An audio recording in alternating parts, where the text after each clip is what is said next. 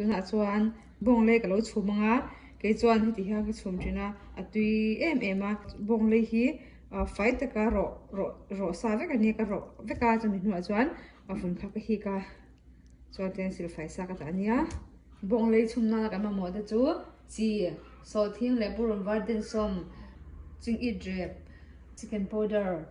powder do tan me han hun thei tel lem te chuan ta hian dol rep aniang tuna chuan kan lo siamang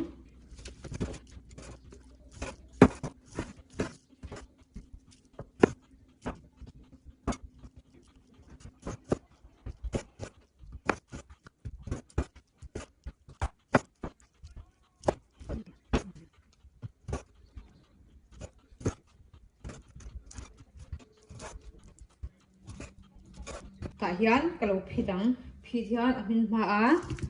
ta ku kara kan da anga chuan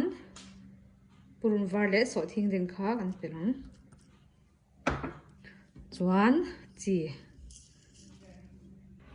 chicken powder du chuan me han ko in thang rak thei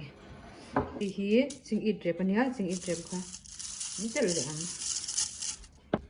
dol rep kha pahnih che khamang ta a chan chu apung du lu tuk ta tuka dol rep kha chuan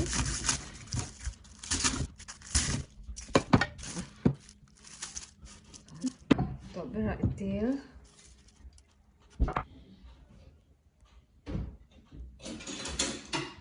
lo mi ha kan kan ni pang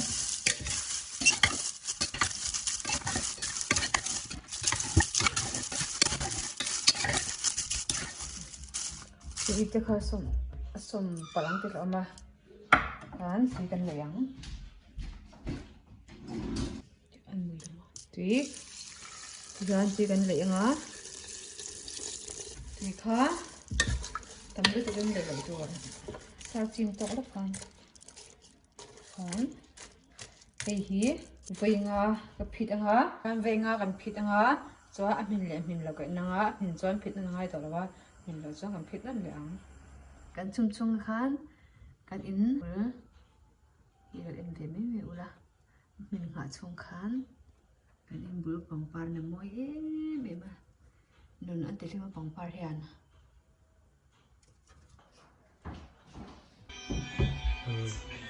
kan bong sa lei chum kha lo min to a ve ret ka thitira kan ha lo min to a kan lo sok ang tui a rim tui si a tui box si sing it le dol rem pai salai bong salai hi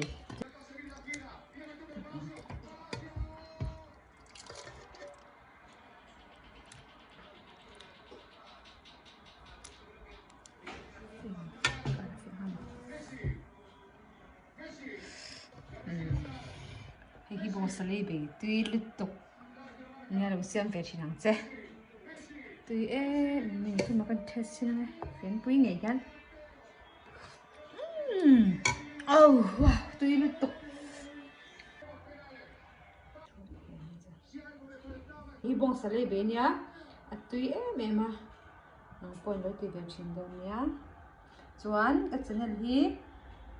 like le subscribe in min lo pi la so mình Siam dan cha sang commentar phawang ni subscribe tu zong song che kolom lut tok pa thang song ze 0